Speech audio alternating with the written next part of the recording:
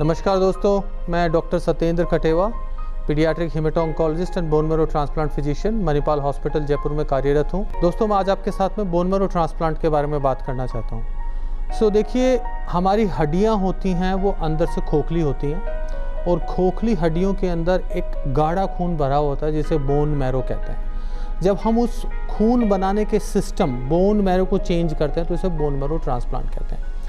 अब यदि किसी भी कारणवश पेशेंट की खुद की स्टेम सेल्स को ही वापस यूज़ करना है, बेसिकली हमारी बोन मैरो में स्टेम सेल्स होती हैं जिससे हमारा पूरा इम्यूनिटी बनती है, हमारा लाल वाला खून बनता है, प्लेटलेट्स बनती हैं। तो किसी भी कारणवश यदि हमें खुद की स्टेम सेल्स को वापस पेशेंट को देना है, मतलब खुद की बोन मैरो में से स्टेम सेल्स निकाले, उनको प्रिजर्व किया, फिर पेशेंट को दवाइयाँ दी कैंसर को मारने के लिए, और फिर वो जो पहले से कलेक्ट की स्टेम सेल्स को वापस देते हैं, तो इसे कहते हैं ऑटोलोगस बोन मैरो ट्रांसप्लांट।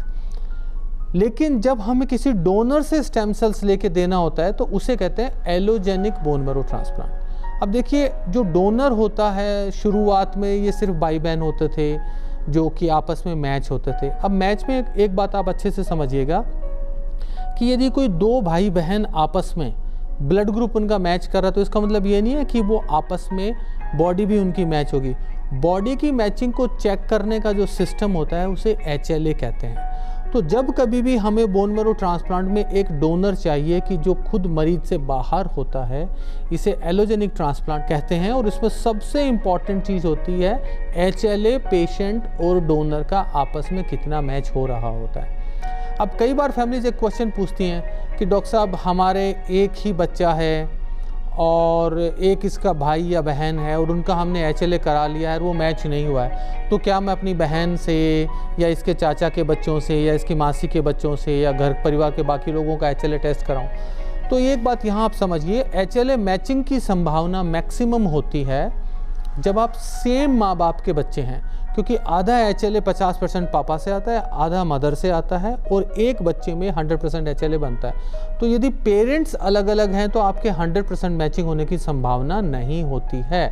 तो यदि आपके भाई बहन आपसे मैच हो रहे हैं तो मैक्सिमम चांसेज होते हैं, किन्हीं भी दो भाई बहन के बीच में 25% चांस होता है कि वह HLA मैच हो सकते हैं। किसी भी बच्चे का अपने पेरेंट्स से 10/10, 12/12 या 100% HLA मैच होने की चांस खाली 2 से 3% होता है। तो मैक्सिमम चांस भाई बहन से होता है, फिर थोड़ा सा चांस पेरेंट्स से होता है। सपोज करिए कि हमें ट्रांसप्लांट करना है और हमारे को ऐसा डोनर नहीं मिला, तो फिर हम पेशेंट का HLA सर्च करते हैं bone marrow transplant donor registries में।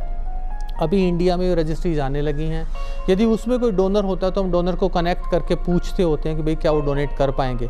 सपोज़ करिए वो भी नहीं मिलता होता है और आपको बोन मैरो ट्रांसप्लांट करवाना है, तो फिर कम से कम जो HLA मैचिंग हमें चाहिए होती है वो होती है 50% मैचिंग, जो कि आपके भाई बहन से भी हो सकती है, आपके मम्मी से भी हो सकती है, पापा से भी हो सकती है, आपकी मासी से हो सकती है, मामा जी से हो सकती है, आपके चाचा से या ताऊ जी से भी हो सकती है। लेकिन मोस्ट ऑफ द टाइम हम भाई बहन या मदर या पेरेंट्स के हुई 50% HLA मैच ट्रांसप्लांट करते हैं। इसका दूसरा नाम होता है haplo identical bone marrow transplant. अभी तक हम 4 तरह के ट्रांसप्लांट की बात कर चुके हैं। Number 1 autologous bone marrow transplant, दूसरा मैच सिबलिंग डोनर ट्रांसप्लांट जो भाई बहन से करते हैं, तीसरा मड ट्रांसप्लांट जिसमें एक मैच्ड अनरिलेटेड डोनर को हम एक रजिस्ट्री से ढूंढ के करते हैं। यदि वो भी नहीं मिलता तो हम 50% मैच ट्रांसप्लांट करते हैं, जिसको हैप्लो आइडेंटिकल ट्रांसप्लांट कहते हैं। अब ये हम करते किस किस डिजीज़ में है? तो कोई भी ऐसी बीमारी जिसके अंदर बोन मैरो के अंदर अपनी कोई डिजीज़ होती है, या फिर बोन मैरो खराब है, जैसे खून नहीं बन रहा है, जैसे एप्लास्टिक एनीमिया है, या इनहेरिटेड बोन मैरो फेलियर, आपकी बोन मैरो फेल हो गई है, या ब्लड कैंसर है जिसके अंदर आपकी जो बोन मैरो है उसके अंदर ही कैंसर है, या फिर सपोज करिए परमपिता परमात्मा ने आपको पैदा करते वक्त भूल गया, इम्यून सिस्टम ही नहीं है पेशेंट में, जिसे प्राइमरी इम्यूनोडेफिशिएंसी कहते हैं। फिर कुछ मेटाबॉलिक डिजीज़ होती हैं, फिर कुछ एक लिम्फोमाज होते हैं ब्लड कैंसर के अलावा, थैलेसीमिया होता है, सिकल सेल एनीमिया होता है। कई बार इन सब के अलावा ऑटो इम्यून डिजीज़ के अंदर भी हमें बोन मैरो ट्रांसप्लांट करना होता है। तो ये बहुत सारी इंडिकेशन इसमें कर सकते हैं। अब लास्ट के 1 मिनट में आपको ये बताऊंगा कि बेसिकली हम बोन मैरो ट्रांसप्लांट में क्या करते हैं। तो बोन मैरो ट्रांसप्लांट आप ऐसा समझिए कि ऐसा खेत होता है जिसमें अच्छी फसल नहीं हो रही है, तो आपको उस पूरे खेत को साफ़ करना है। तो हम खूब सारी हाई डोज कीमोथेरेपी देते हैं, रेडियोथेरेपी देते हैं, जिससे पेशेंट की खुद की बोन मैरो पूरी मर जाती है। इसे हम कंडीशनिंग कहते हैं। तो अंदर से बोन मैरो खाली होगी, फिर आपने यदि पेशेंट ऑटोलोगस है तो जो पहले हमने स्टेम सेल्स इकट्ठी करी थी वो वापस से यूज़ करते हैं, और यदि ऑटोलोगस नहीं हो गया, एलोजेनिक है, तो जो भी डोनर हमने सेलेक्ट किया उससे स्टेम सेल्स लेके इस साफ़ किए हुए खेत में या खाली की बोन मैरो में नए बीज डालते हैं। वो 10 से 15 दिन बाद में नए जो स्टेम सेल्स हैं वो काम करना चालू करते हैं, फिर से नया सिस्टम बनता है। इसे बोन मैरो ट्रांसप्लांट कहते हैं। बोन मैरो ट्रांसप्लांट में अंतिम बात जो आपको बताना चाहता हूँ, जिस डोनर से हम स्टेम सेल्स लेते हैं उस डोनर को मोस्ट ऑफ द टाइम कोई प्रॉब्लम नहीं होती है।